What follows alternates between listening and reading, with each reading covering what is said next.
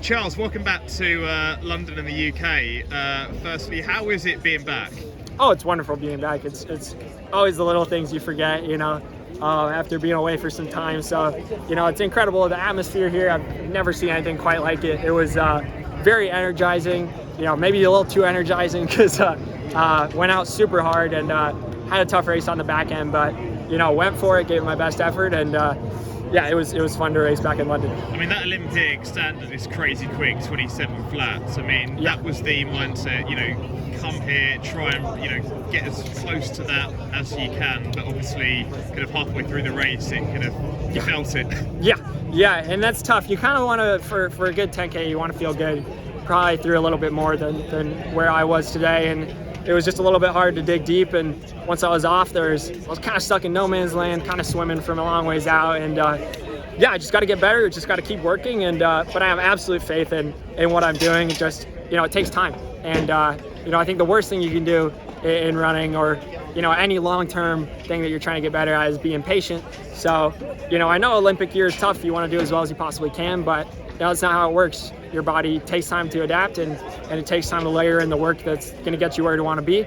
So, I'm just going to keep having a short-term memory and keep chipping away, nose to the grindstone, and eventually we'll have better days. So, what would it mean to you, if you were to achieve the time hypothetically to be at the Olympics with, GB and actually were in the colours? Because from the days that you grew up in Battersea and when you first got into the sport, to be involved in that, I mean, that's quite a journey if you manage it. It would be absolutely incredible. It's something. It's a dream I've had for an absolutely very, very, very long time. But you can't force it. So I'm just gonna keep trying to do my absolute best. And if it comes, it comes. If not, we'll focus up on next year. But yeah, it's something that I would love to do if possible. But got to get the right day and get it done. And for anyone who doesn't really know too much about your journey as well, how did you get into the sport? I was trying to into your dad earlier, so you could have grew up in Battersea, I'm right in saying, and you were smashing out age group, wins at quite a young age. Yeah, I've been in it for a while, and we were kind of forced to run back at Thomas's Battersea, and that really got me into it. It just felt like something that I was good at, and I really enjoyed, just the competitive aspect of it. Then, when my parents decided they wanted to move back to the United States, started running at high school in Florida, then moved on to college in California, and now I'm out in Oregon training with the Bowerman Track Club. And it's been an extremely long journey, but it's really nice to come back here and tie it all together, so to speak, with from start to finish, and just keep honoring why I started and what running's done for me, and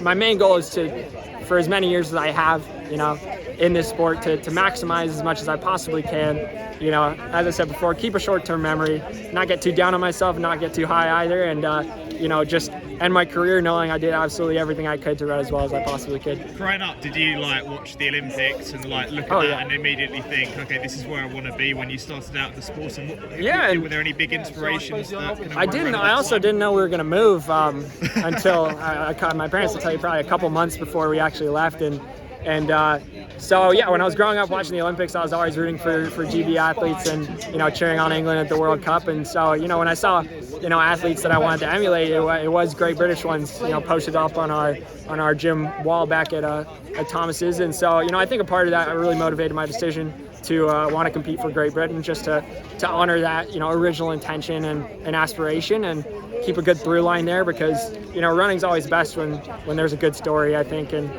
that's been mine since I was very young. So just keep working, and hopefully have a better end to the season. And that transatlantic move, reflecting on it now when you first went over, what's the feeling kind of around that? Because Stamford, it's a big move for someone to go over there. I mean, that actually was no big deal. I think, the big move for me was obviously London to Florida. Yeah. And after that, a lot pales in comparison. So I think moving early, has helped me stay adaptable and be able to keep competing around shifting factors, and made me tougher. Obviously, it was tough to leave all my friends behind. I didn't really know anyone in the U.S. when I moved, but running was a really stabilizing factor for me back then and continues to be. So, I just got to keep my head in the sport, keep trying to get better, and everything else comes around that. And finally for me, what's kind of coming up for you over the next kind of few weeks and months? Do you have any kind of idea of a schedule? No, we're going to find out. So, I'll talk to my coach after this and figure it out. But